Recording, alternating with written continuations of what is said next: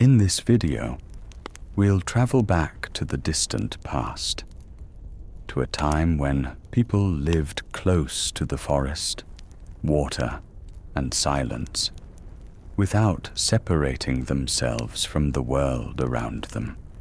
This is a story about the ancient Slavic lands, where every forest held its own memories, every river seemed alive, and the night brought a special calm and a sense of depth.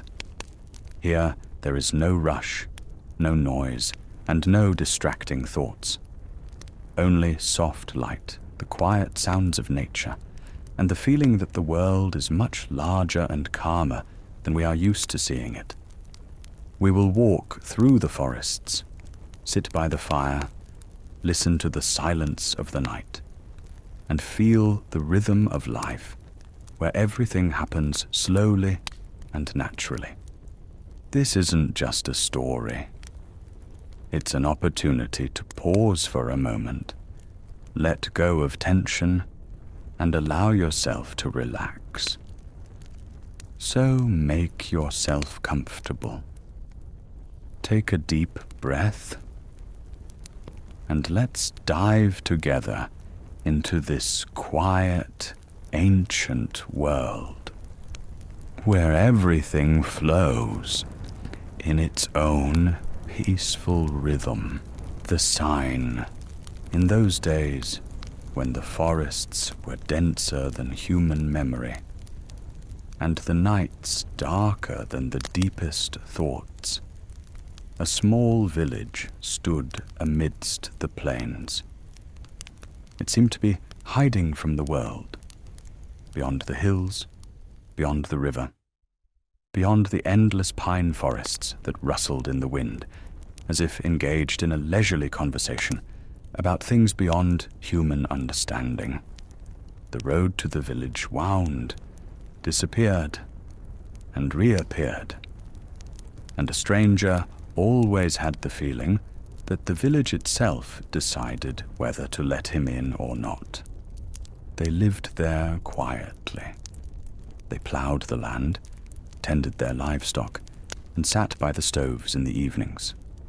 They spoke softly, laughed rarely, but not without joy. They believed in the old ways, in the power of the forest, in the breath of the earth, in the invisible spirits that walk nearby if you listen closely. They believed that every tree had its own name, every stream its own character, every night its own secret. And above all these forces, as the elders said, stood Perun, fearsome, just, swift as lightning in the night. Neither good nor evil, in the human sense of those words. Just immense, just real, like a storm that asks no permission, but always comes on business. That evening, the air felt strange. At first, no one noticed the change. A day like any other, warm, dusty, ordinary. Women were doing laundry by the river, chatting about their lives. Men were repairing fences, taking their time. Children were chasing each other down the road, kicking up clouds of dust that slowly settled back down. But by sunset, the birds fell silent. First one, as if it had stumbled on a half-spoken word, then another, and suddenly the whole forest grew quiet, all at once, as if someone had waved a hand. Even the wind, which usually rustled in the treetops, seemed to have gone off somewhere on its own business, and not returned. You couldn't mistake that kind of silence for anything else.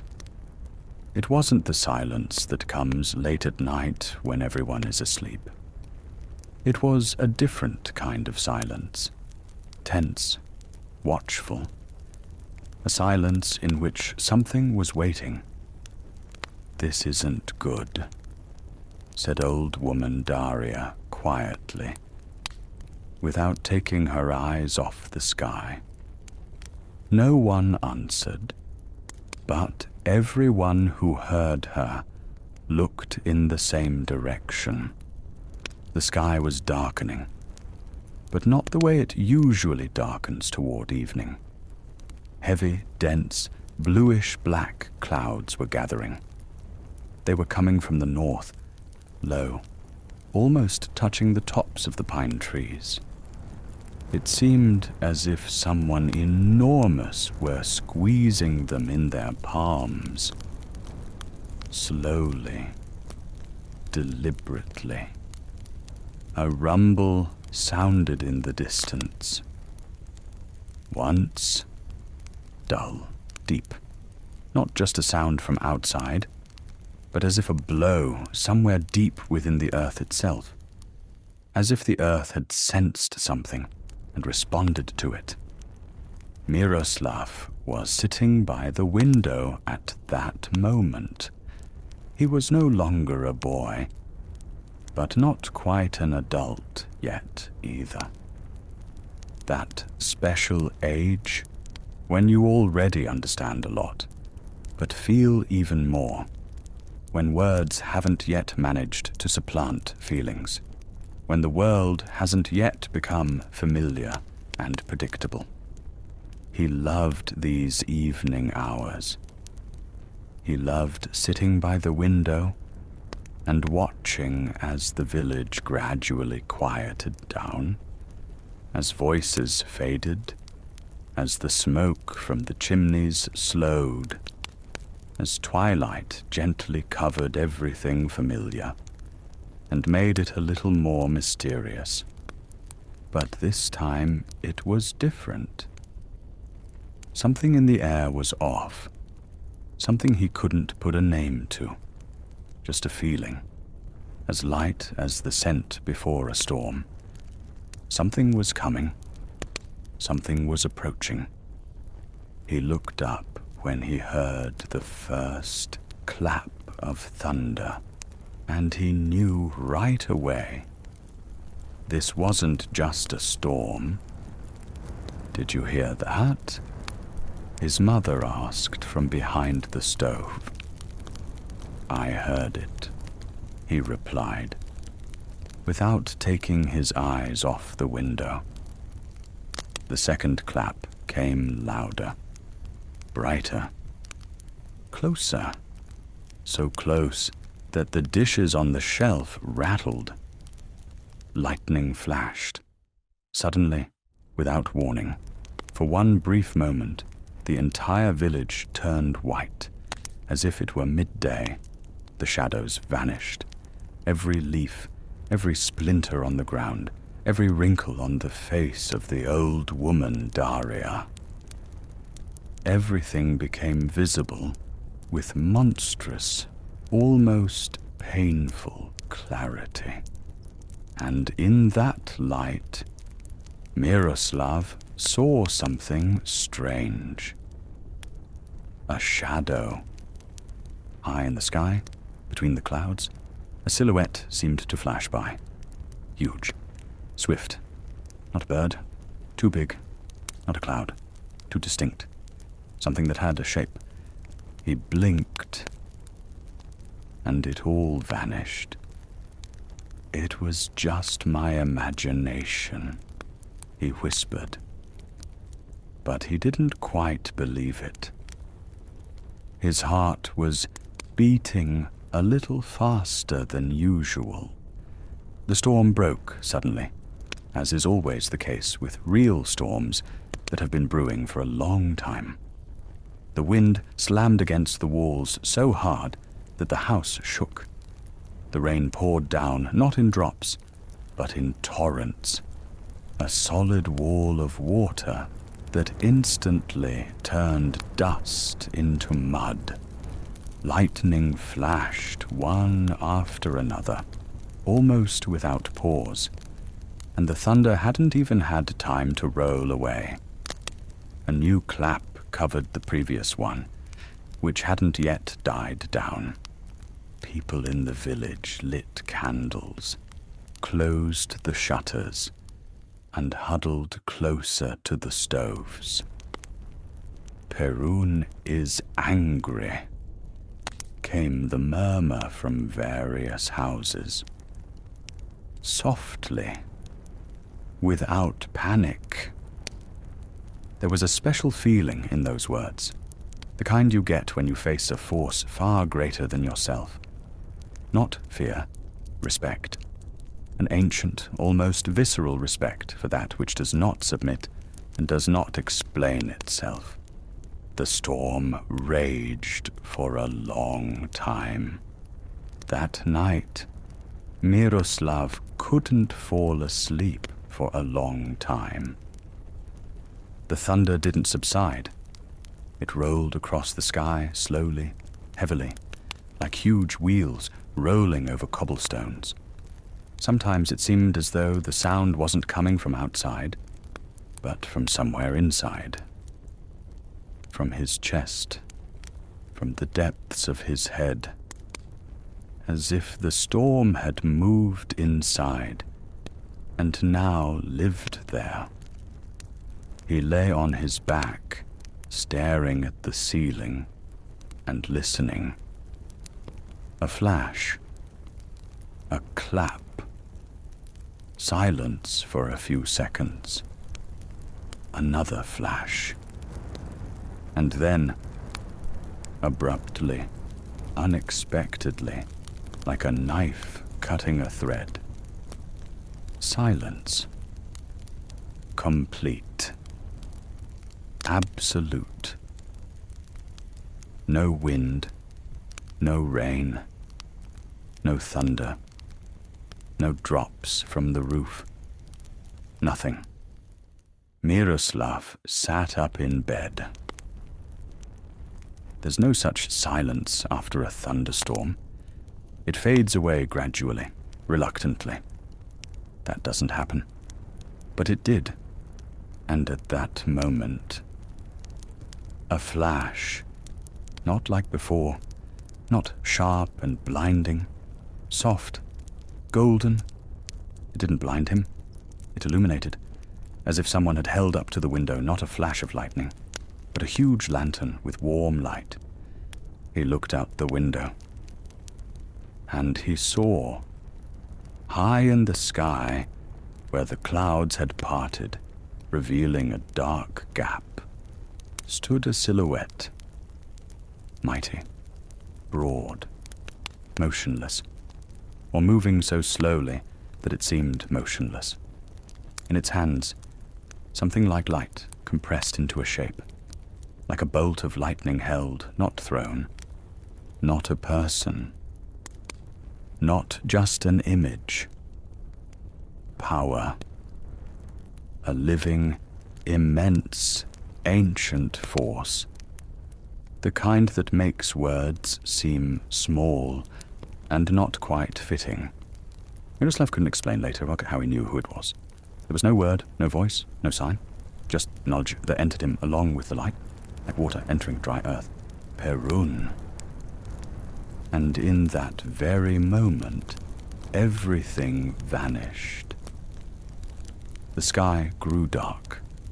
Silence returned, but a different kind, not tense, but empty, like a room after everyone has left. Miroslav didn't notice when he fell asleep.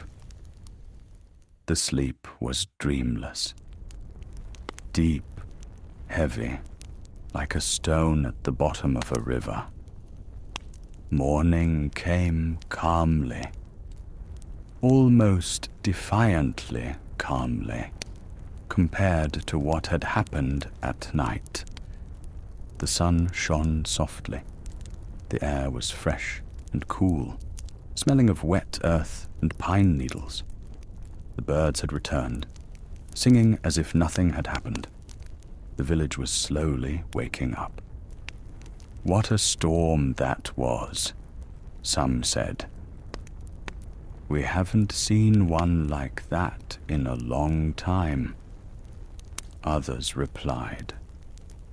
Miroslav stepped out onto the porch.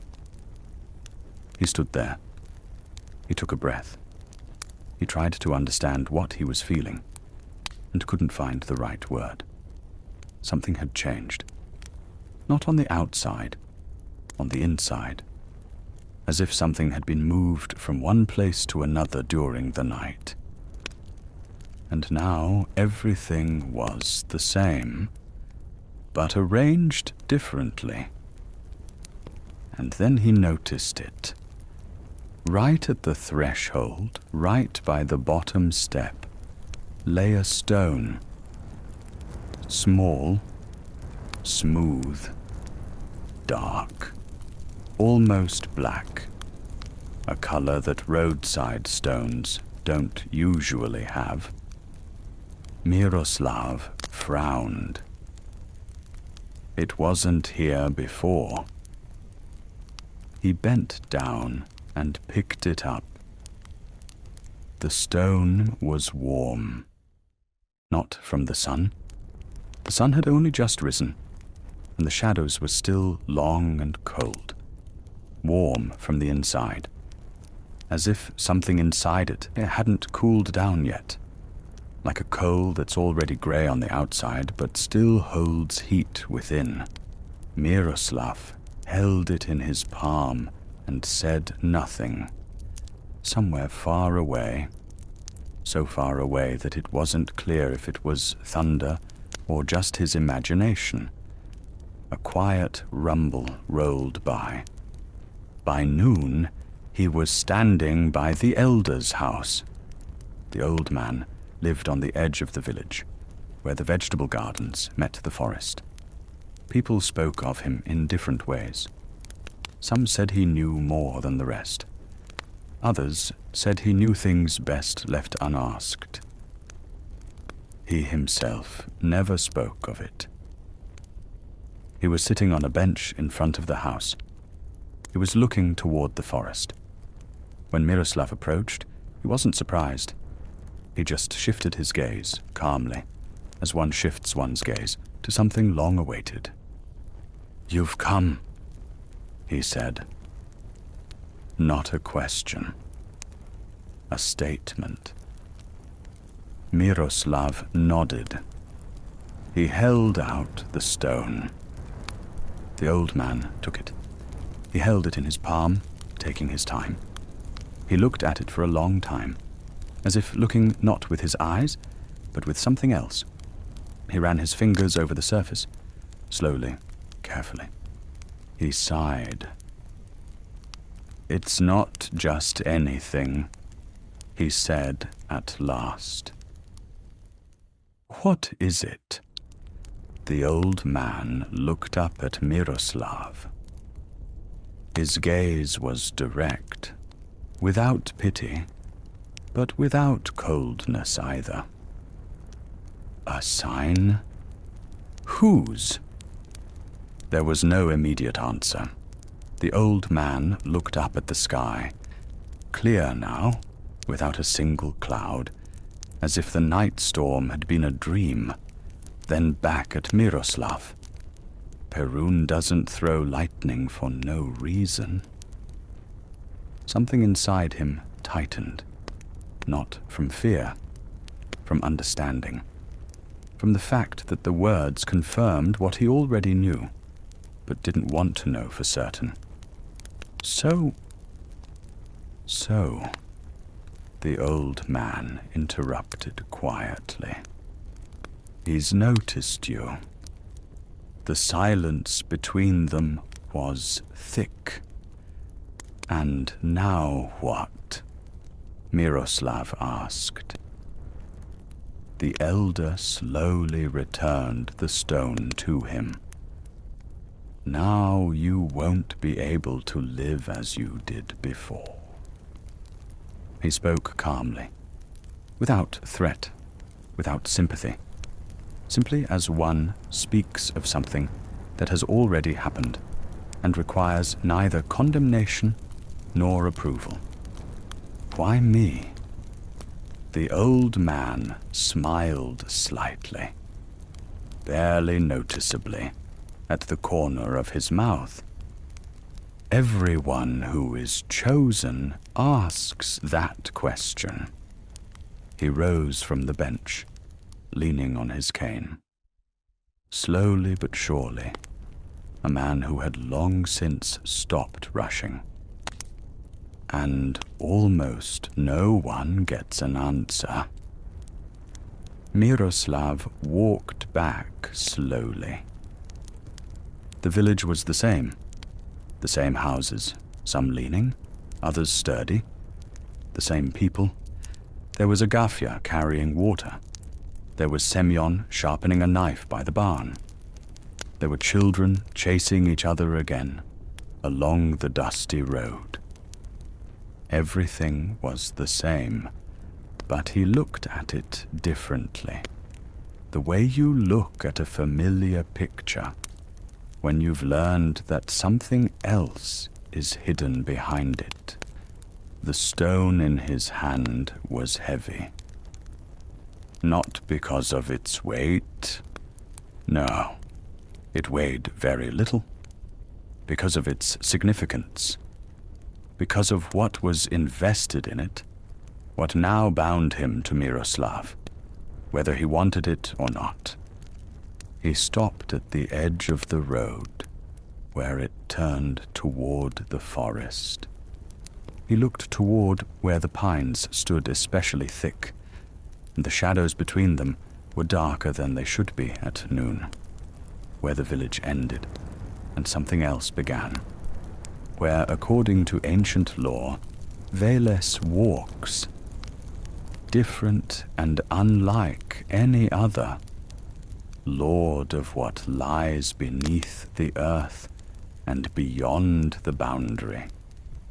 Miroslav stared in that direction for a long time, and for the first time in a long while, he felt more than just curiosity. A call. Quiet, almost imperceptible, like the smell of smoke that you sense, but cannot tell where it comes from. Like a sound on the very edge of audibility. You don't know if it was there, or if you only imagined it. But real. That evening, he was sitting by the window again. The sky was clear. The stars came out one by one. First the brightest ones, then more and more, until there were so many that no darkness remained between them. He looked at them and thought about what the old man had said, and what he hadn't said, about the stone, warm in his hand, about the silhouette in the golden light, about the forest that beckons without explaining why. He wasn't afraid, or perhaps he was, but it wasn't the kind of fear that makes you run away. It was the kind of fear that walks alongside something important, like a thunderstorm walks alongside a thunderstorm. Somewhere very far away, barely audible, thunder rumbled again. Miroslav clenched the stone in his palm and felt warmth. He waited. Not for thunder, not for lightning, not for a sign. The sign had already been given. He waited for himself, for who he would become when he decided to take the first step. And somewhere deep inside, where words cannot reach, he already knew. This is only the beginning. The night after the storm passed in silence, but not the ordinary silence of a sleeping village, not the comfortable quiet that settles when the last candle is blown out and the last door is shut. This was different, heavier, the kind of silence that has weight, that presses down on the chest, and makes breathing feel like a deliberate act. No wind, no rustling leaves, no owls in the old pines. Even the village dogs stayed quiet, as though they understood, without being told, that some things are better left undisturbed. Miroslav barely slept. He lay on his back and stared into the darkness above him, listening to nothing and everything at once. Sometimes he thought he could hear movement outside the walls. Not footsteps, not any sound he could name, more like the feeling of a shadow shifting from one place to another, the sense that the air itself was rearranging itself around something that had no intention of being seen. By the time grey light began to show at the edge of the sky, he already knew what he was going to do. Morning came clear but cool.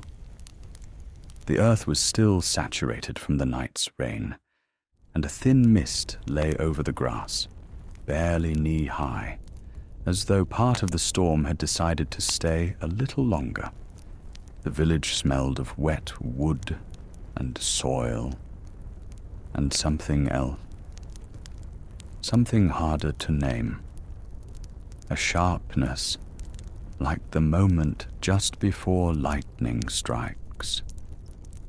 His mother noticed him gathering his things without turning from the stove.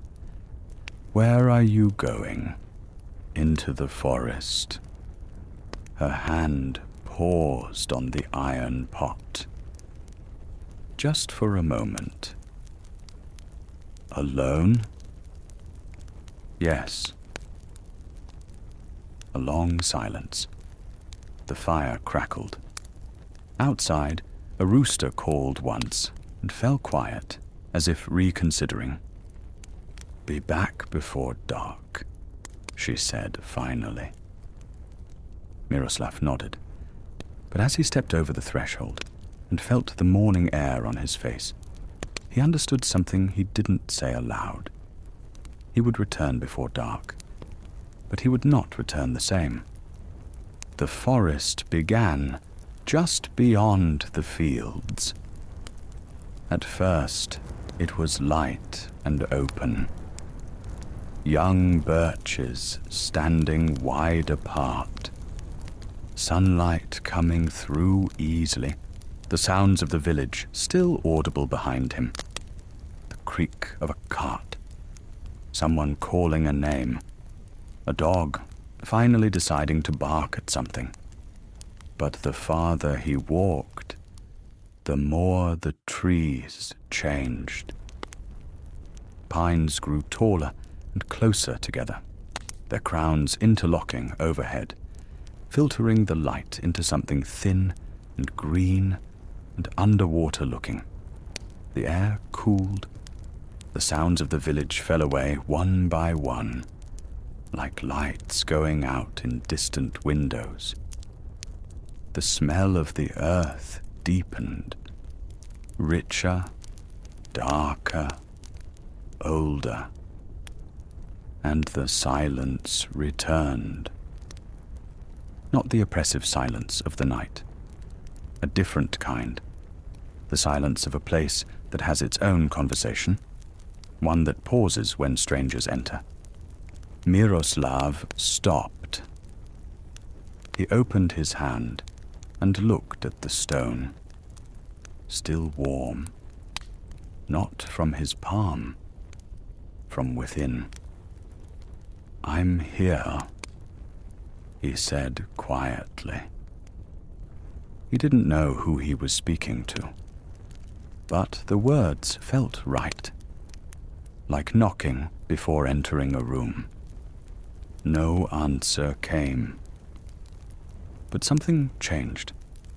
Something small and hard to define. A slight shift in the quality of the air.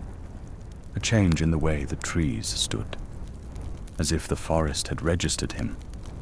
As if it had turned its attention.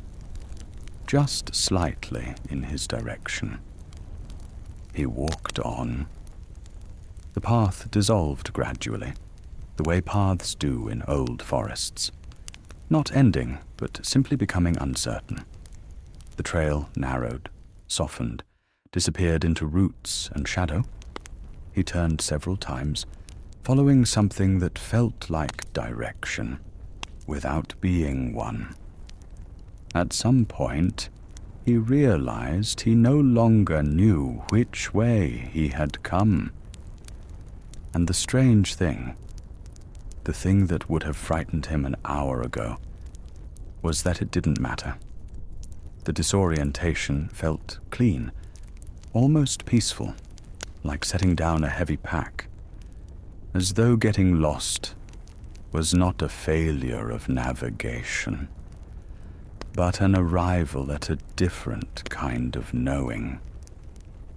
The forest was leading him. He had stopped trying to argue with that. The feeling came without warning. Not fear. Something more precise than fear. The distinct physical certainty of being watched. He stopped and turned slowly. Nothing. Only trees. The same pines he had been walking between for the past hour, silent and tall and impossibly still. But they felt different now. Too straight, too quiet, paying too much attention. "I know you're here," Miroslav said, louder this time. Wind moved through the highest branches. Just a breath, barely enough to stir the needles. But in that brief rushing sound, between the syllables of the trees, he heard something. Not a word. More like the shape of a word. The intention of one. He kept walking. The clearing appeared without announcement. One moment there were trees on all sides, and then there was open space. A rough circle of trampled grass and exposed roots, with a single enormous tree at its center. Ancient, twisted. Its roots had broken through the surface of the earth and spread outward like the fingers of a buried hand, like something trying to climb out from below. Miroslav felt it immediately. This place had not happened by accident. He stepped forward. The stone in his fist grew warmer. Not burning, but insistent, as though it recognized something and was trying to tell him. He took another step, and then he heard it. "You came carrying fire." The voice did not come from outside him. It came from the place behind the eyes, where sound becomes meaning, before it has time to be words. Low, still, utterly unhurried. He turned and saw a shadow at the base of the great tree, but a shadow that was wrong in the way all the important things are wrong. Too present, too solid. It had edges that shifted when you weren't looking directly at it. That settled into different shapes depending on the angle. A man, then something lower and broader, then a man again, then neither. And the eyes. Old. So old they made the trees look young. In them was the particular depth that comes not from having seen much, but from having seen beneath things, from knowing what persists when everything visible has been stripped away. "Who are you?" Miroslav asked. He kept his voice steady, which cost him some effort. The shadow tilted its head, the way animals do when they're deciding whether something is interesting. You know. And he did. Not with his mind. His mind was still catching up, still sorting through old stories, half-remembered names from childhood evenings by the fire. But something older than thought recognized the presence in front of him immediately. The way the body recognizes cold before the brain has formed the word for it. Velos. They stood in silence for a moment. The forest had contracted around them. Miroslav had the sensation that the trees had quietly moved closer, that the clearing was smaller than it had been, that the world beyond it had temporarily ceased to apply. "Why did you come?" the voice asked. "They told me it was a sign," Miroslav said. He opened his hand and showed the stone. The shadow moved closer without moving. One moment it was at the tree. The next it was simply nearer. "Perun," it said softly. In that single word there were many things folded together.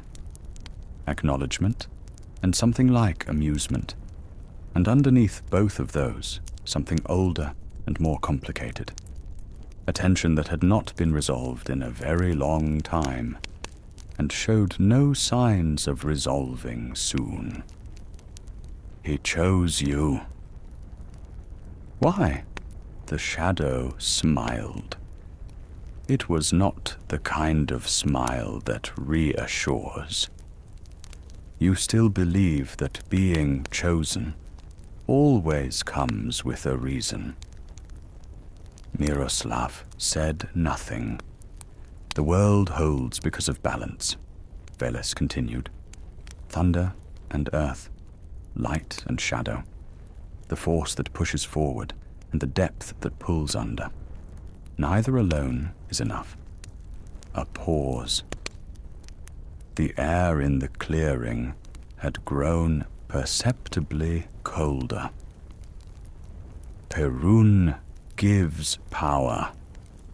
The shadow darkened slightly, became denser, as though pulling itself more completely into the visible. "I give understanding." Miroslav felt the cold move up his back. "What do I do with that?" "Listen." "To what?" "Everything." Simple words, nearly impossible to hold on to. "Are you afraid?" Veles asked. The question came without transition, the way important questions often do. Miroslav thought about it honestly. "I don't know." "Good," said the voice. "Fear closes the eyes, and you will need yours open." Wind came through the clearing then, colder than before, coming from no particular direction, the way wind does in places that have their own rules. And with it came something else. Not sound, not vision. Something between them. Images arrived in Miroslav's mind, the way weather arrives. All at once, from everywhere.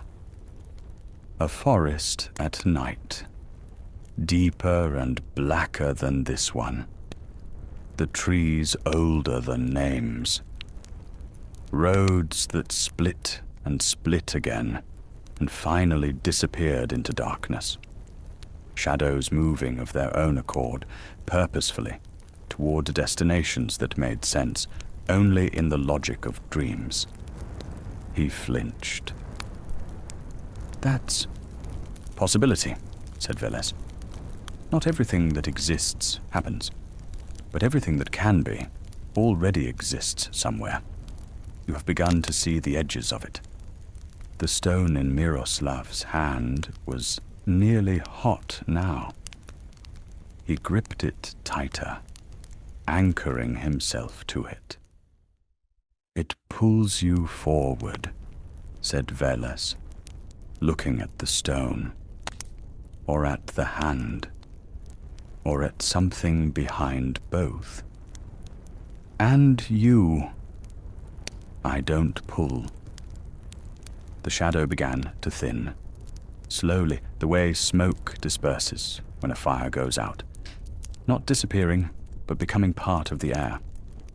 Wait, Miroslav said. I still don't understand. You're not supposed to. Not yet. The voice was quieter now, coming from farther away, though nothing visible had moved. Understanding doesn't arrive all at once. It arrives the way forests grow, imperceptibly, until one day you look, and everything is different. And then, just before the presence dissolved entirely, where there is thunder, there is always shadow. The clearing was just a clearing again. The great tree was just a tree, old and twisted and interesting, the kind of tree children dare each other to touch. But nothing more than that. The forest sounds returned, the distant percussion of a woodpecker, the slow creak of branches settling against each other. Miroslav stood still for a long time. Then he breathed out, deeply, as though he'd forgotten to breathe for the past several minutes. He opened his hand. The stone had cooled. Not entirely. Some warmth remained in its center, stubborn and quiet, like an ember that looks dead but isn't. He closed his fingers around it again and started back. The way out was easier than the way in.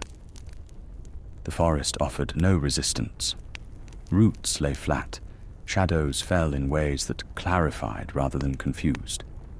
In half the time he expected, the pines thinned and the birches appeared, pale and unremarkable, and beyond them, the open field and the rooftops of the village against the late afternoon sky. He paused at the edge of the trees, turned back once. Deep between the trunks, where the shadows were thickest, something moved. A shift. A presence acknowledging his departure, the way great things do. Without gesture, without sound, simply by being. Then it was gone. The village was unchanged. Of course it was. The same houses, the same smell of smoke and bread. The same late-day sounds of animals being brought in and tools being put away.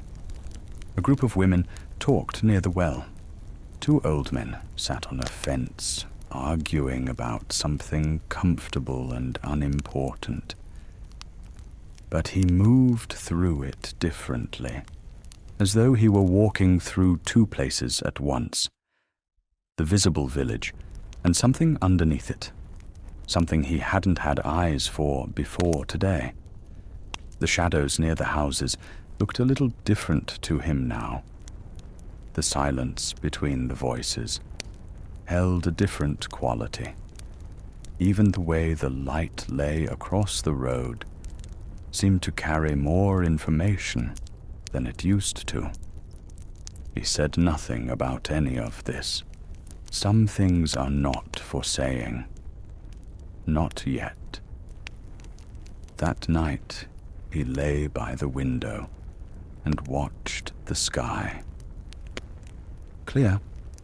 Stars everywhere, wall to wall, the kind of sky that only appears after a storm has scoured the air completely clean. No thunder, no trace of the night before except in his own body, where something had quietly rearranged itself. He held the stone on his chest and felt its faint remaining warmth. If Perun was the force that calls you forward, the strike of lightning, the command to move, to act, to become, then Veles was the voice that comes from underneath. The one that doesn't command, that shows, that waits. That knows the name of every road that was never taken, and every word that was never said. Between them, a path, his path, though he couldn't see more than a few steps of it from where he stood. Outside, something moved in the darkness at the edge of the yard. A shape, gone before he could decide what it was. He wasn't afraid. He was ready, not because he understood what was coming, but because he had learned in one long day in the forest that understanding is not the same as readiness, and that readiness sometimes is enough to begin. Whatever was moving in the dark beyond the village, beyond the forest, beyond the reach of firelight and familiar things, it was already in motion. It did not ask permission. It did not explain itself. It simply waited to see what he would do. After the meeting in the forest, the days began to move differently. On the surface, nothing had changed. The sun rose, people worked, evening arrived on schedule. The village went about its business the way villages always do, steadily, practically, without ceremony. But inside Miroslav, something had opened. A deeper quiet beneath the ordinary quiet of daily life. The kind of silence in which thoughts are louder than words, in which everything you haven't yet said to yourself becomes unavoidable. He started going to the edge of the village more often. There was a place where the road gradually lost confidence, narrowed, softened, stopped pretending to be a road, and became a path. The old people said, "Follow it long enough, and you'll reach a river that doesn't appear on any map. A river where the water remembers." He'd heard this his whole life. One of those things you grow up knowing without ever deciding to believe. On the third day after the forest, he decided. He told no one. He simply rose before dawn, while the mist still lay low over the fields, and walked. For a long time, the landscape was familiar. Fields half-harvested, stands of trees, ruts left by cart wheels slowly filling with rainwater. The sounds of the village followed him longer than expected, the way smells linger on clothing. A rooster, the rhythmic sound of something being hammered. A child's voice rising and falling. Then the path narrowed, and the grass grew higher on either side, and the sounds fell away one by one, until the only thing left was the soft percussion of his own footsteps. The silence returned. But this time it didn't feel like absence. It felt like arrival, like a room that had been waiting for him specifically. that had kept itself ready.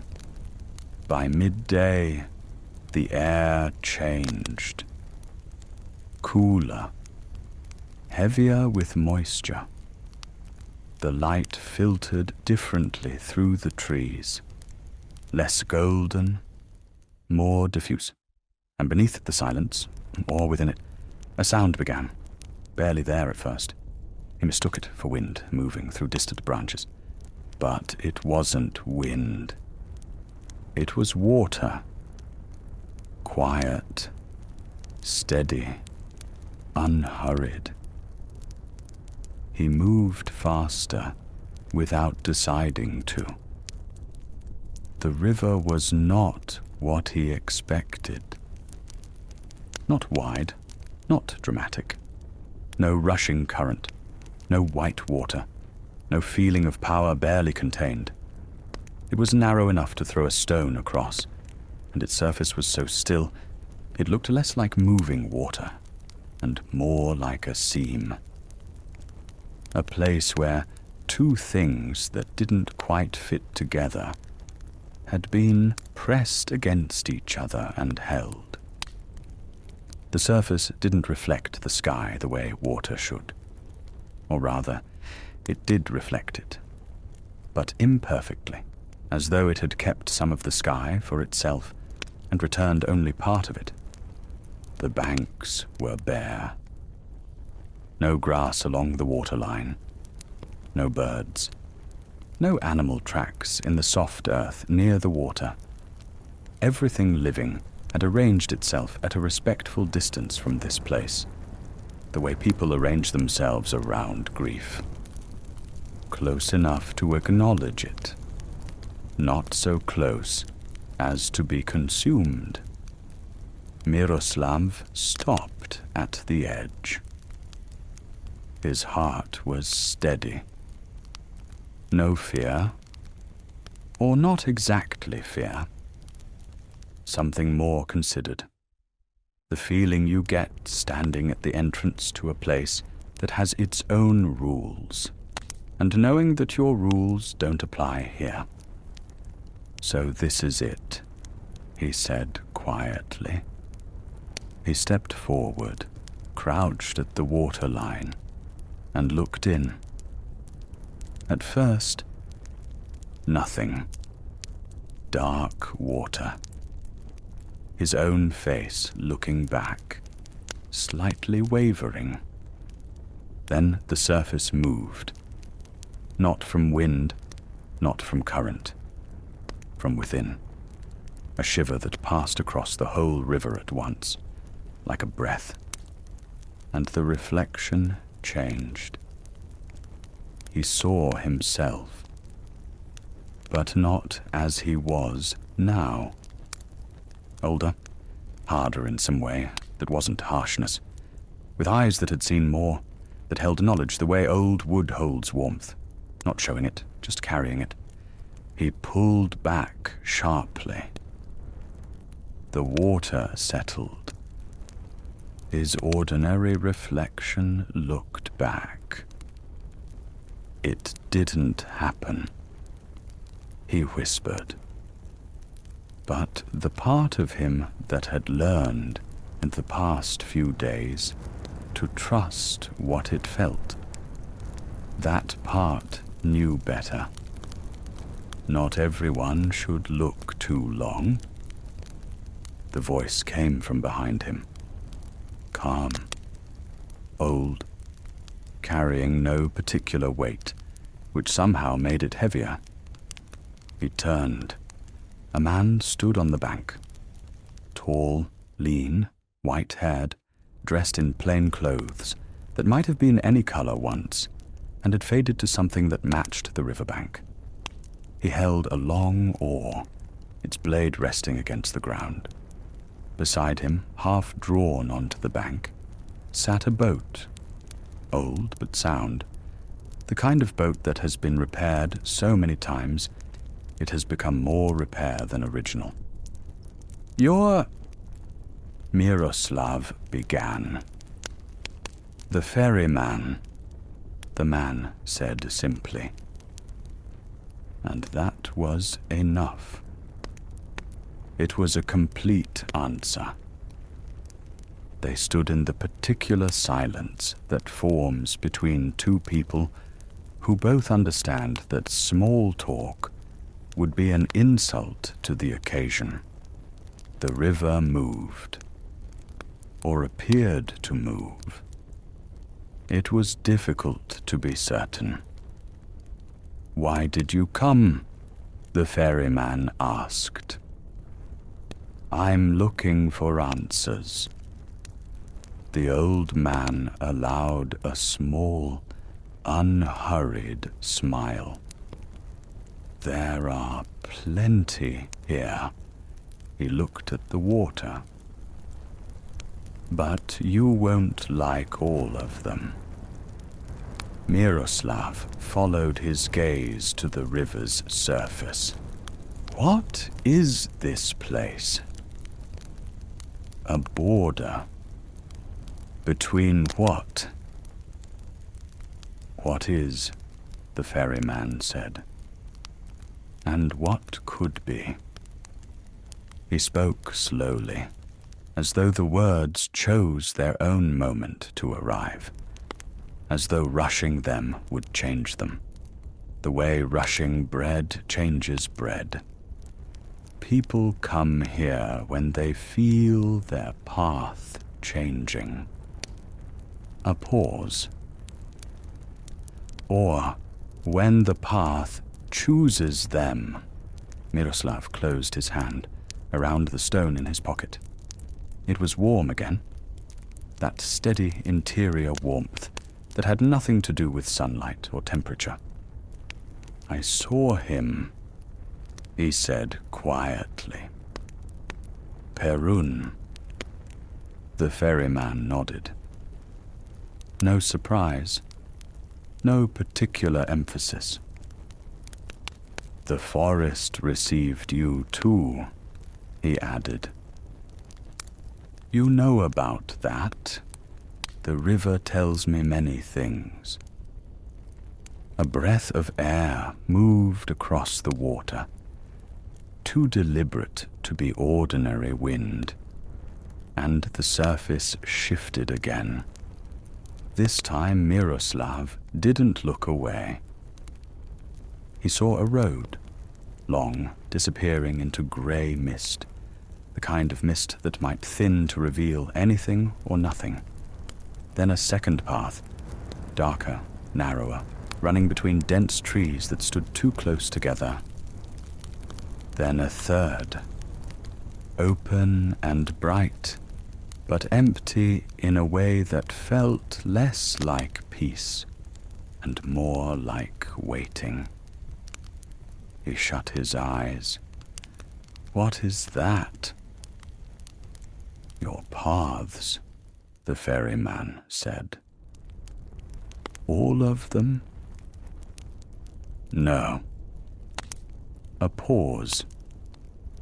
"Only the ones you're capable of seeing yet." Miroslav opened his eyes. The water had returned to its usual stillness, or its usual performance of stillness. "How do I choose?" The ferryman looked at him for a long moment, not testing him, reading him the way you read weather, looking for information that will matter later. "You don't. Not here." He tapped the handle of his oar lightly against the ground.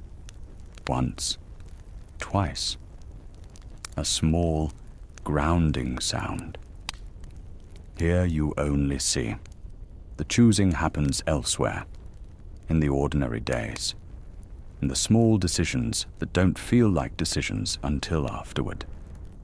The silence that followed was not empty. It had texture, full of half-formed thoughts and possibilities that hadn't yet committed to being real. Then the ferryman asked, "Do you want to cross?" Miroslav looked at the boat. then at the far bank, which was hidden in a mist that was neither dark nor light. Simply unknown, the way the future is simply unknown. Not threatening, not promising, just not yet. "What's over there?" The old man shrugged. A small, honest gesture. "That depends on you." A long silence. Miroslav stood at the edge of the water and listened to it, and felt the warmth of the stone, and watched the mist on the far bank, and let himself be honest about what he found when he looked inward. "I'm not ready," he said. The ferryman nodded slowly. "That's the right answer." He moved toward the boat, not to prepare it, just to be near it, the way people stand near the things they tend. "Most people who come here think courage means going forward," he said. "Doesn't it?" "Sometimes." He ran one hand along the boat's worn gunwale. "Sometimes courage is staying. Sometimes it's going back and doing the ordinary work that prepares you for what's ahead." He looked at Miroslav directly. "Crossing before you're ready doesn't make you brave. It makes you early." Miroslav looked at the river one more time. It seemed calmer now, simpler, almost approachable. But he had learned enough in the past few days to distrust that feeling. Simple looking was not the same as simple. "Will I come back?" he asked. The ferryman smiled. "Fully this time, without reservation. If you need to, the road will find you." He walked back. The sound of the water faded behind him gradually. Not all at once, but retreating the way a voice retreats when someone walks away from you down a long hall. Then it was gone. Then he wasn't certain it had ever been there. Then he was. The path reappeared as though it had been waiting patiently. The trees became ordinary trees. The air warmed. Birdsong returned, tentative at first, and then fully, as though the birds were satisfied that whatever had been happening was finished. But inside him, nothing had returned to what it was. He didn't feel lost anymore. He hadn't felt lost in the way he expected to feel lost. The way you feel lost when you don't know where you are. He'd felt lost in a different way. The way you feel when you don't yet know what you are. That feeling was gone now. Not replaced by certainty. Replaced by something better than certainty. A willingness to not know yet. A patience with the process. He was somewhere between the question and the answer. And for the first time, that felt like the right place to be. Evening was coming when the village appeared again through the trees. The light was low and golden, the kind that makes familiar things look briefly like themselves. Not idealized, not diminished, just exactly what they are. Rooftops, smoke, the sound of animals being brought in for the night, a woman laughing at something out of sight. He walked through it slowly, and he saw, really saw, for perhaps the first time, that everyone here had their own path, their own river, their own questions waiting at the waterline. The old man, repairing his fence, was somewhere on his road. The girl carrying water was on hers. The couple arguing quietly outside their door were navigating something he would never fully know. Everyone moving through their own invisible landscape, mostly alone in it, and somehow also together. That night he sat by the window again.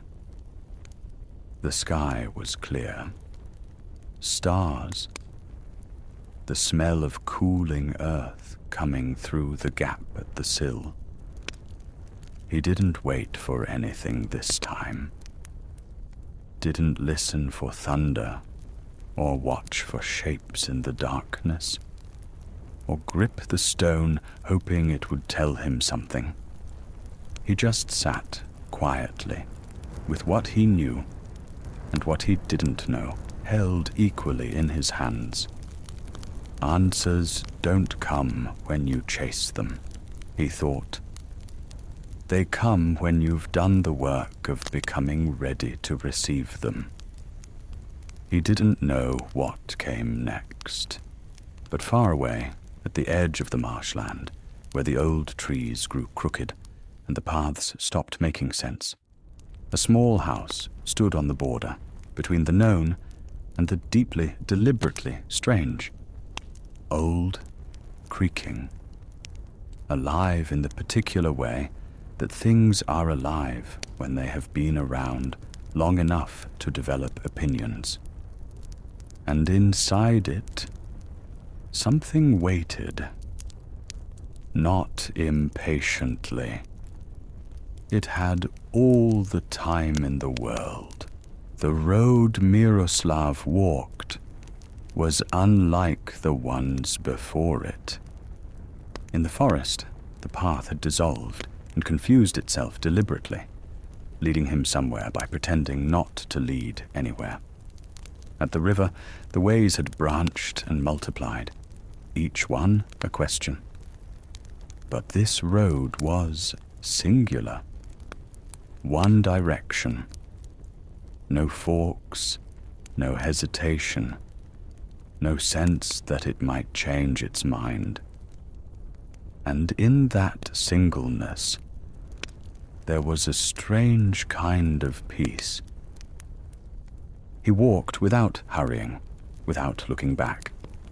The forest around him shifted gradually, trees growing lower and more crooked, as though something had bent them over time into permanent deference. The ground softened under his feet, became wetter, gave slightly with each step. The air changed too, heavier. Damn with the particular heaviness of marshland, and underneath that, something else, something that had no name, but that the body recognized anyway. Age. The smell of something very, very old. He heard it before he saw anything. A creak. Low, slow. The sound of wood pressed against wood. Or something like wood. He stopped and listened. It came again, longer this time, almost a groan, as though something large were shifting its weight.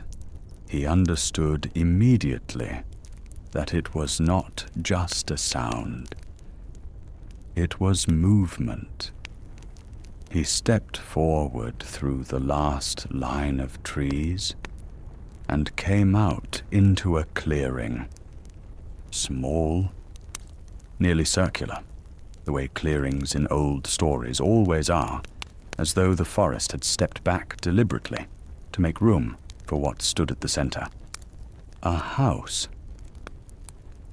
If house was the right word for it. It was old and dark, the kind of dark that comes not from shadow, but from time, from decades of weather and smoke and something less nameable.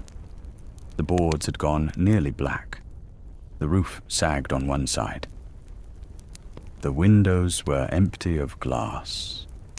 and looked out like eyes that had stopped expecting anything in particular. But none of that was the strange part. The strange part was what stood beneath it. Legs.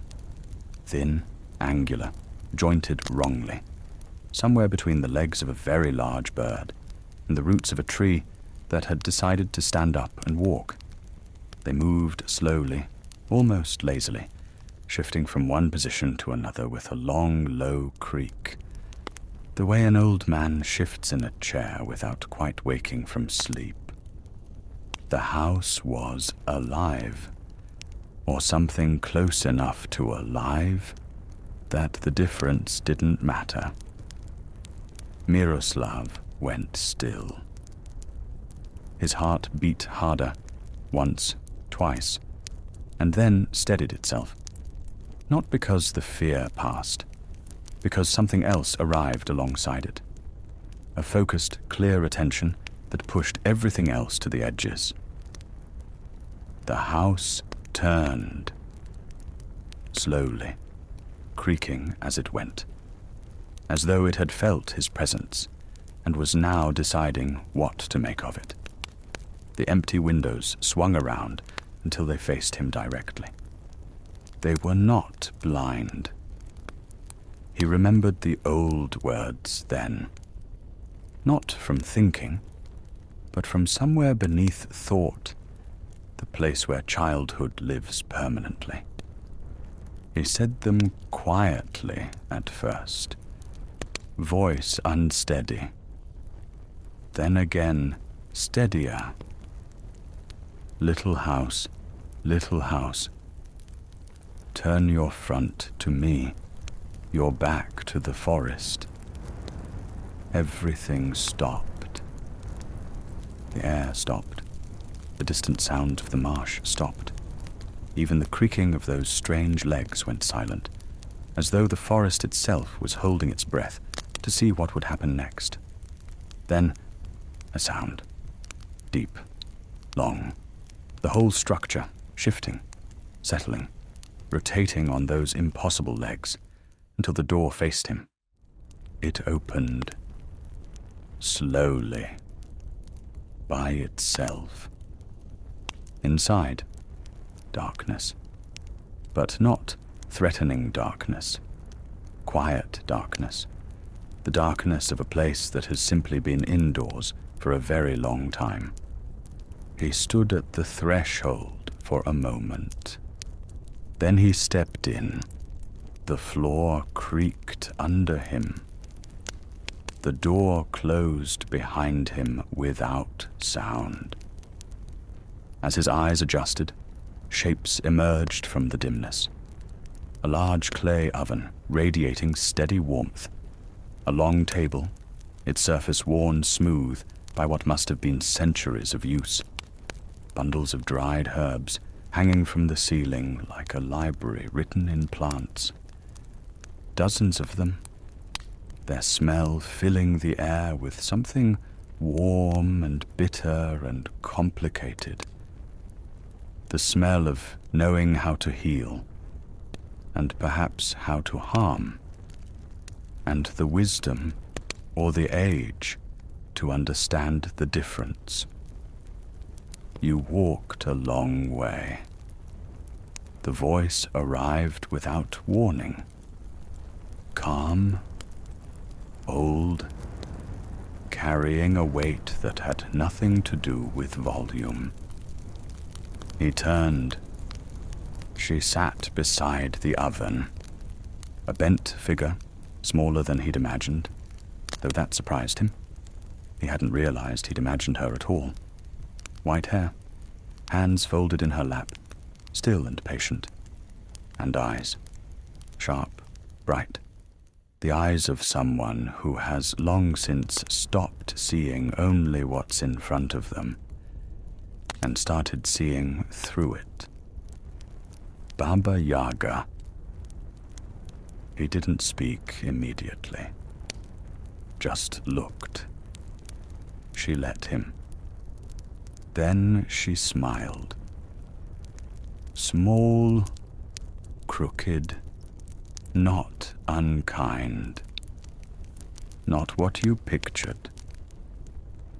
Different things at different times, he said honestly. She nodded, as though this was the correct answer. Stories like to exaggerate. A pause. Sit. He sat at the table. The wood under his hands was warm, genuinely warm, not from proximity to the oven, but from within, the way living things are warm.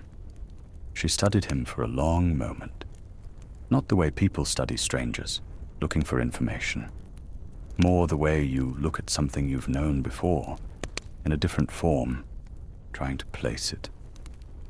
Show me the stone. He opened his hand. She leaned forward and took it, held it in both palms, closed her eyes. Her expression shifted slightly, the way faces shift when they're listening to something no one else can hear. Thunder, she said quietly, but no longer wild. She returned it to him. You made it. Made it to what? She smiled again, barely. To the question. He frowned. I don't understand. You're not supposed to. Not yet. She settled back. Understanding comes when you stop demanding it. She rose from her chair, slowly, but with no weakness in it. The slowness was choice, not limitation. She moved the way rivers move, at her own pace, for her own reasons, and nothing in the world was going to hurry her. She came closer. Perun gave you power, she said, her voice dropping slightly. He remembered the night of the storm, the lightning, the thunder that wasn't only sound, the silhouette in the golden light. Veles gave you sight. He remembered the clearing, the eyes that were older than the trees. And me. She looked at him steadily. I find out what you do with both. The silence in the house was thick, but not heavy. It had texture, the texture of a place that has absorbed many silences over many years, and knows how to hold them. People think strength means being able to strike, she said, turning toward the oven. Being able to change something immediately. Force the world into a different shape. She took a small piece of wood and set it in the fire. The flame rose briefly, then settled. But real strength is knowing when not to. Miroslav sat and listened. And for the first time in all of this, since the storm, since the forest, since the river, he didn't try to understand while he listened. He simply listened. Let the words arrive and sit without immediately turning them over, examining them, pinning them down. It felt different. Better. Are you afraid of me? She asked. He considered this genuinely, looked inward without deciding in advance what he'd find. No. She nodded slowly. Good. A pause. That means there's a chance you'll reach what comes after. She moved to the window, the one that seemed to look not outward at the clearing, but somehow deeper, as though the glass showed a different place entirely, depending on what you needed to see. "Night is coming," she said, "which is useful." "Why?" She turned, and something moved in her eyes, brief, ancient, like light crossing the bottom of deep water. "Because in daylight, people see what they want to see." She held his gaze. "At night, they see what's there." She pointed at the door. "When it's fully dark, you'll go into the forest." "Tonight?" "When it's dark." She moved closer, and despite her size, there was something in the movement that made the room feel smaller. "There's a place not far from here where two forces meet. You'll know it when you reach it." Something responded inside him. Not thought, not memory. Recognition.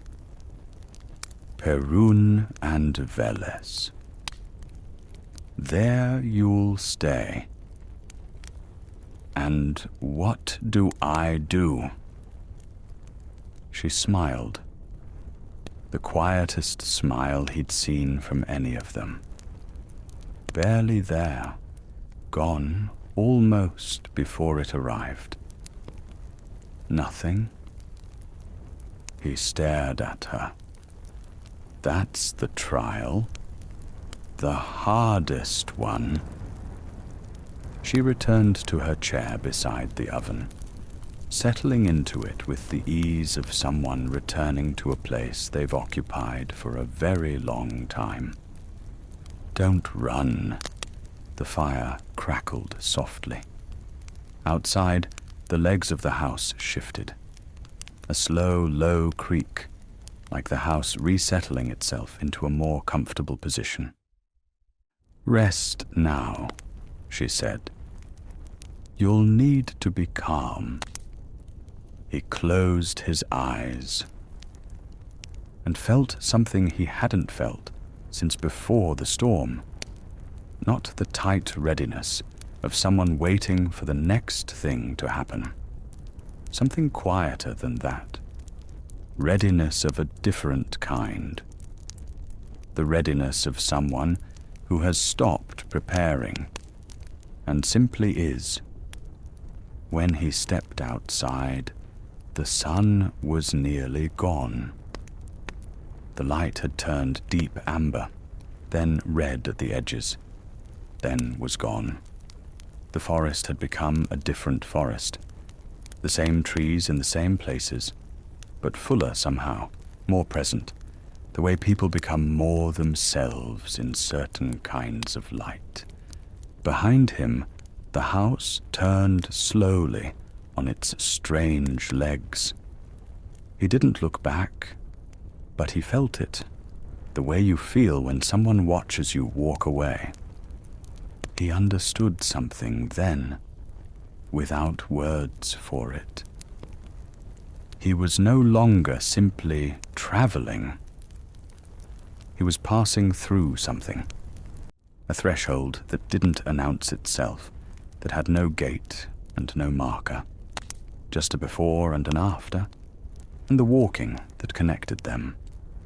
He moved toward the trees. Somewhere far off, thunder spoke. Quiet, more suggestion than sound. A voice clearing its throat. And almost immediately after, the forest answered. Not with sound exactly, with a shift, a breath, the feeling of something very old turning its attention in his direction. Between the thunder and the forest, between the power that strikes and the depth that endures. He stepped into the dark.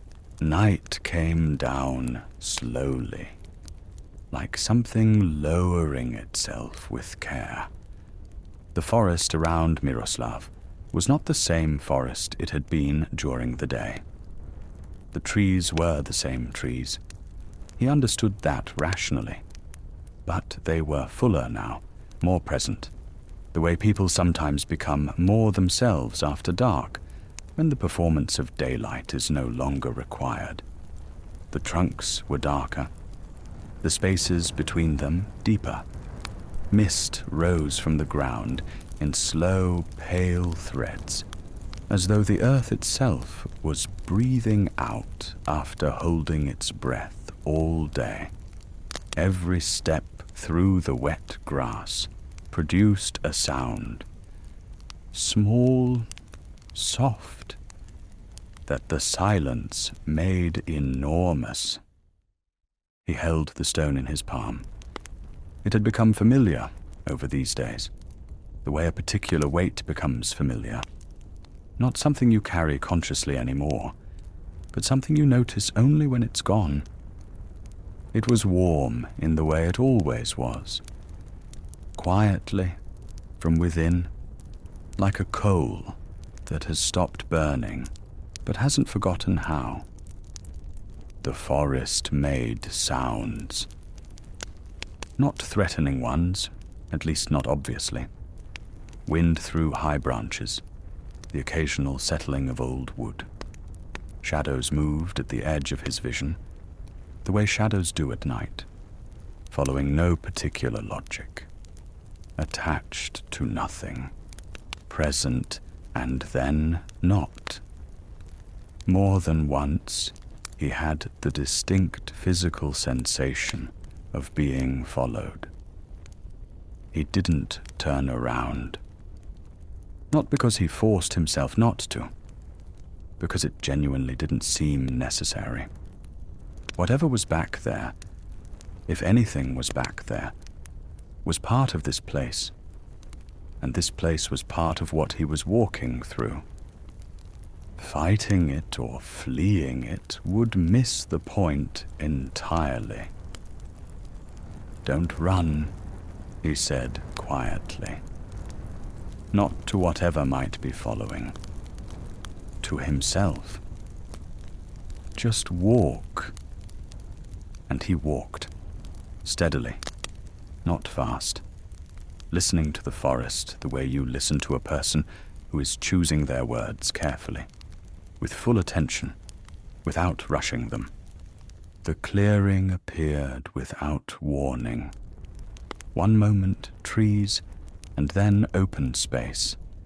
A rough circle, the ground clear of undergrowth. The mist thinner here, as though it had been pushed back from a center point. And at that center, fire, but wrong. Not in a frightening way, in the way that immediately tells you something is operating by different rules. It gave no heat, or none he could feel. It shed no real light on the ground or the surrounding trees. It simply existed. Blue-white, nearly transparent, burning without consuming, like a flame drawn by someone who had heard fire described but never seen it. It was beautiful in the way that precise, unexplainable things are beautiful. Miroslav stopped at the edge of the clearing. The stone in his hand shifted, not physically, but in quality.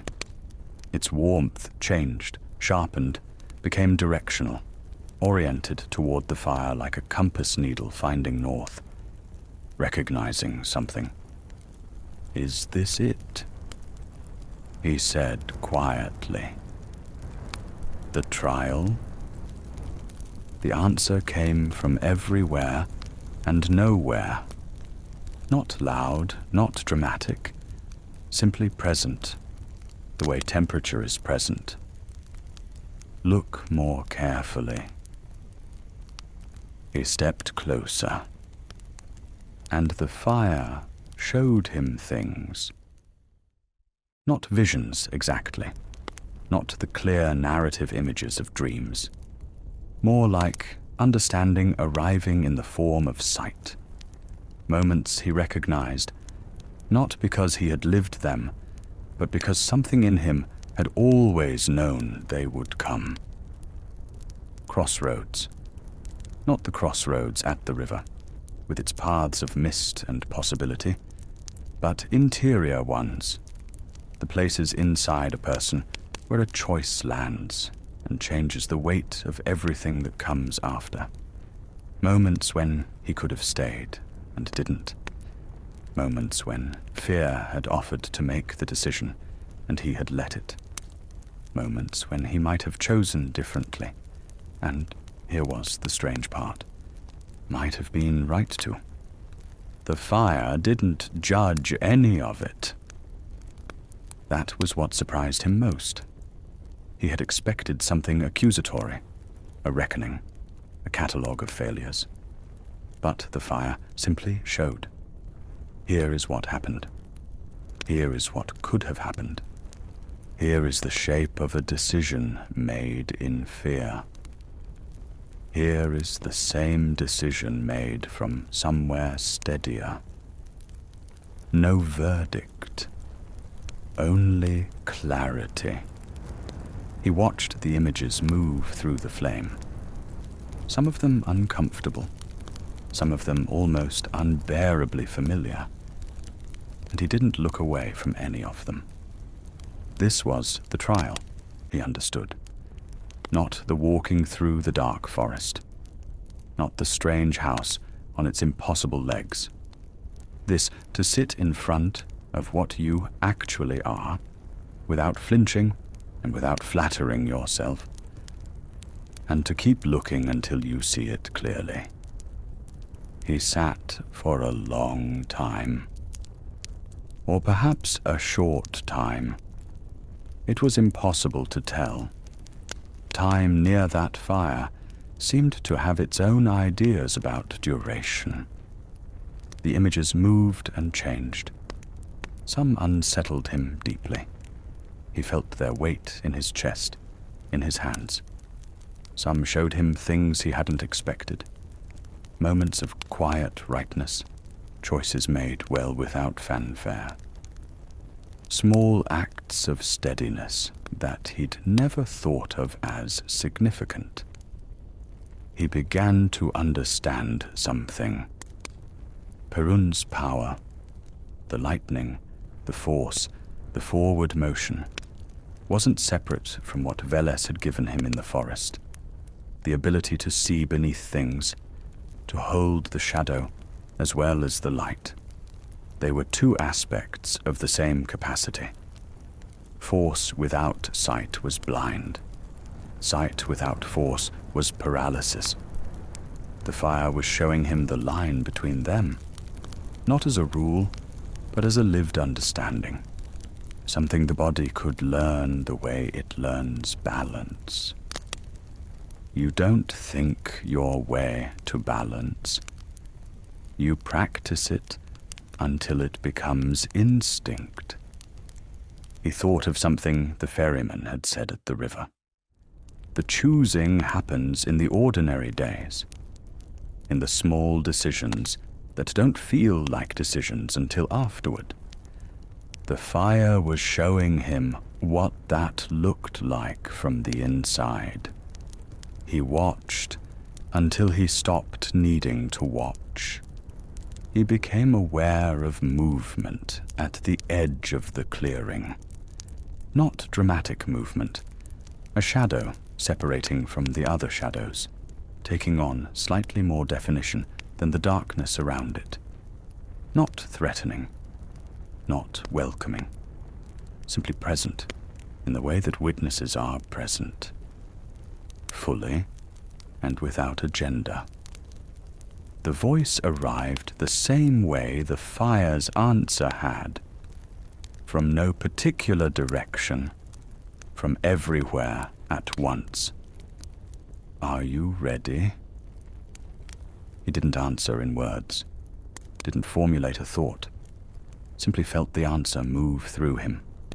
not as declaration, but as fact, quiet and complete. Yes. Then go, the voice said. What waits ahead doesn't choose. A pause. But it tests. He stood. The fire went out. Not suddenly. It simply diminished, as things do when they have finished what they came to do. The blue light faded. The mist moved back in, filling the space where the clearing had been, until the ground looked the same as any other ground in any other part of the forest. The shadows returned to being shadows, and the path continued, visible now, though he hadn't seen it on the way in, as though it had only become available once he'd done what the clearing required. He walked. His steps were quieter than before, or the forest was quieter around him. He couldn't tell which. The stone in his palm had returned to its ordinary warmth, its direction gone, but the warmth itself steadier than it had been, more settled. The night remained thick around him.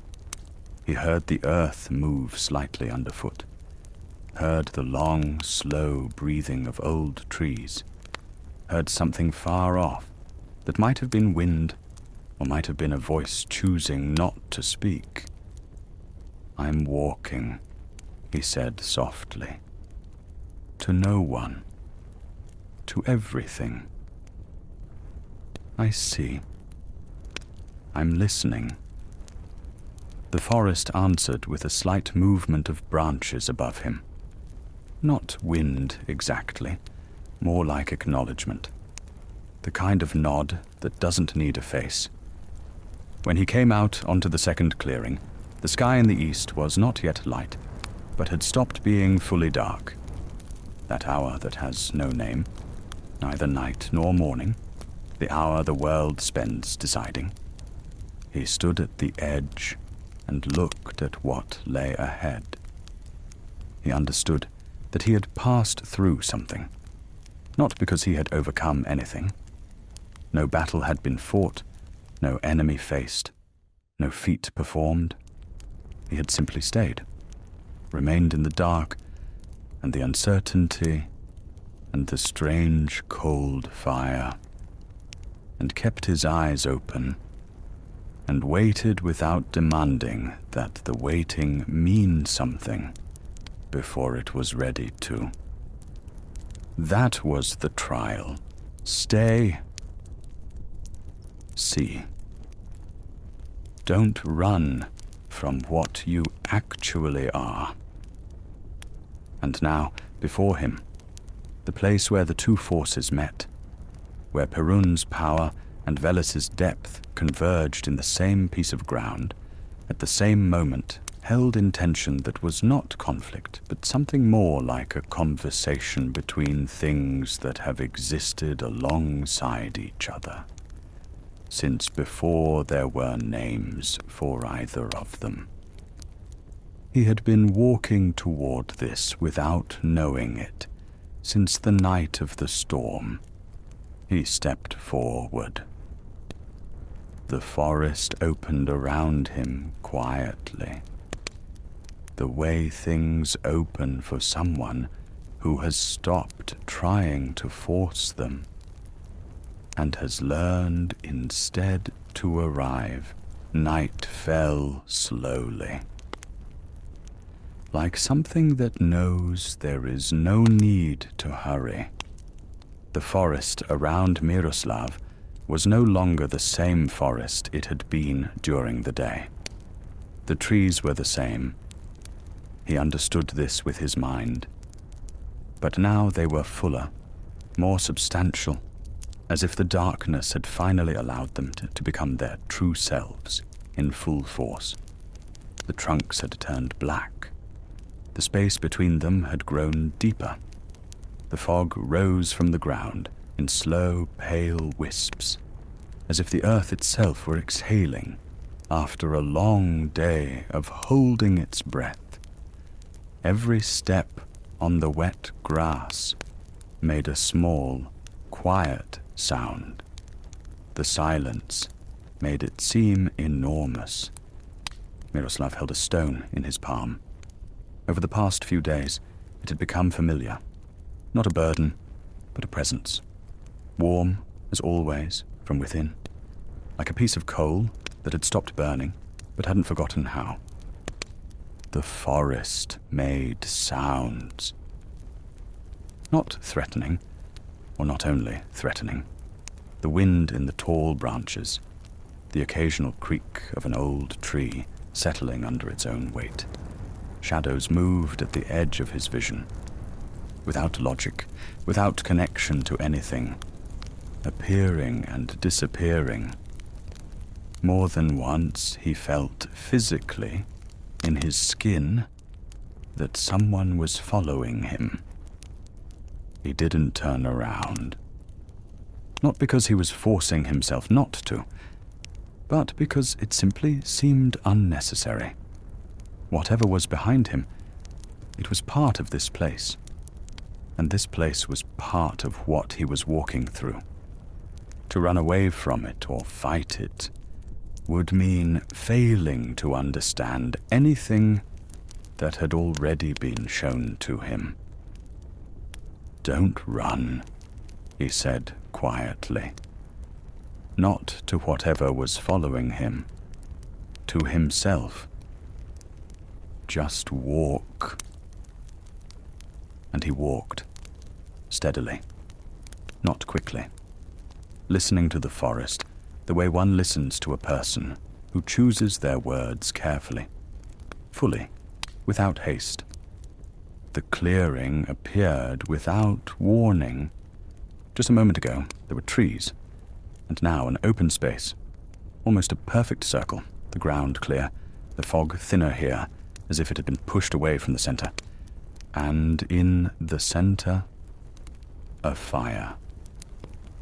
But not that kind. Not in a frightening sense, in the sense that you immediately understand. This operates by different rules. There was no heat coming from it, or perhaps he didn't feel it.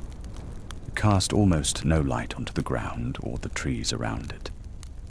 It simply existed, bluish-white, almost transparent, burning without consuming anything, like a flame drawn by someone who had heard a description of fire, but had never seen it with their own eyes.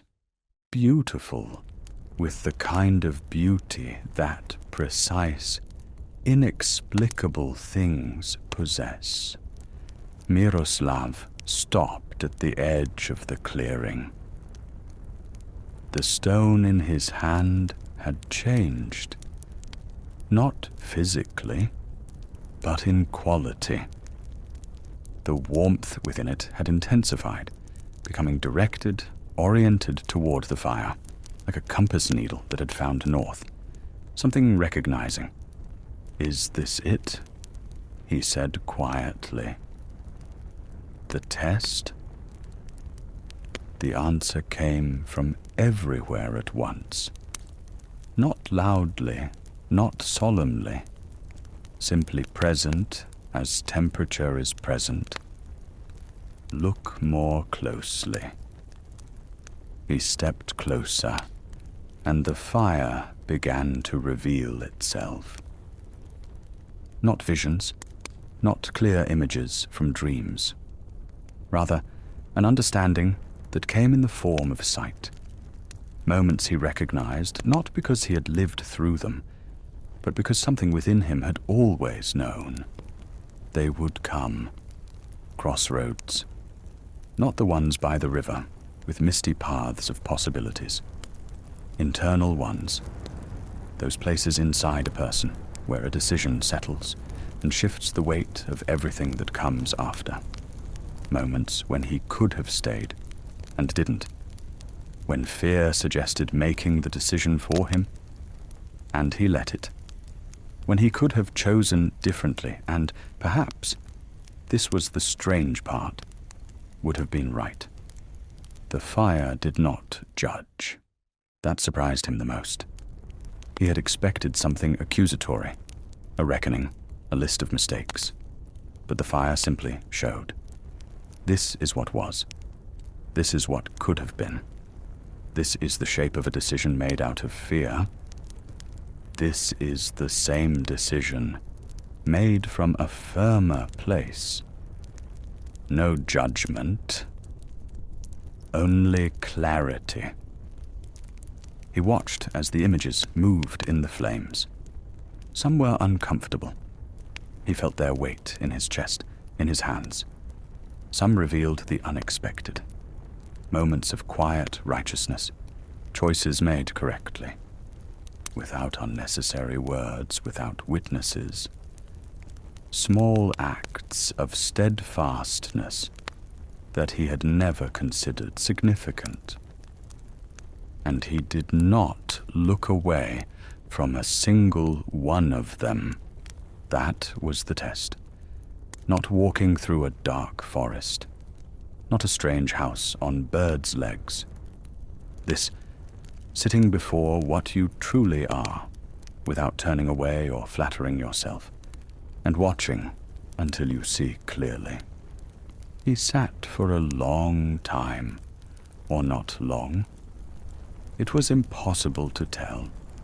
Time spent by this fire seemed to have its own concept of duration. The images moved, changed. He began to understand something, not through words, but through that mode of understanding that precedes words. Perun's power, lightning, forward motion, the strike, was not separate from what Veles had given him in the forest. The ability to see through things, to hold shadow together with light. These were two expressions of the same ability. Strength without sight is blindness. Sight without strength is paralysis. The fire showed the line between them, not as a rule, but as a living understanding that the body can master just as it masters balance.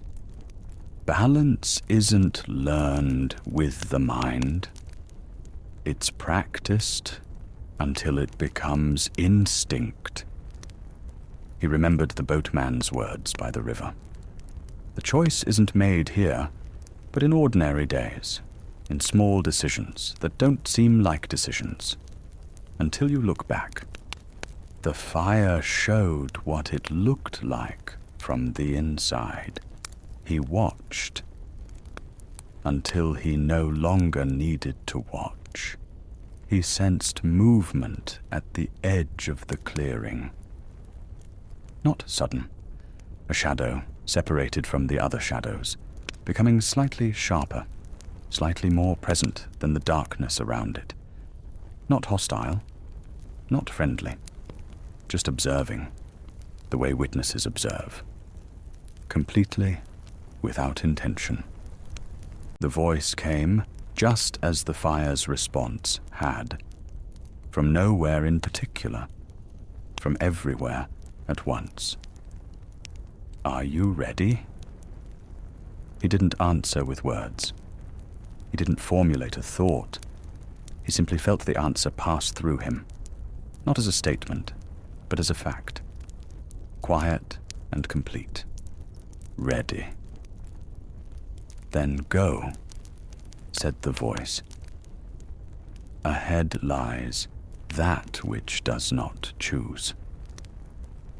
A pause, but tests. He stood up. The fire went out. Not abruptly. It simply diminished, as things do when they've finished what they came for. The blue light faded. The mist returned, filling the clearing, until the ground looked once again like any other ground in any other part of the forest.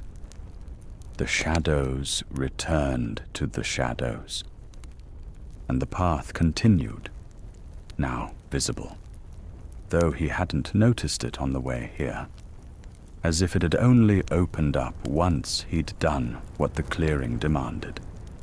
He walked. His footsteps were quieter than before, or perhaps the forest had grown quieter around him. The stone in his palm returned to its usual warmth. The directionality had vanished, but the warmth itself was more even than before, more steady. The night remained thick.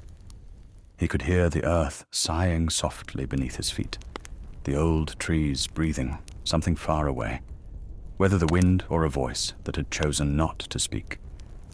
"I'm going," he said quietly. "To no one. To everything. I see. I hear." The forest answered with a slight movement of the branches overhead. Not the wind, but something like a nod, one that requires no face.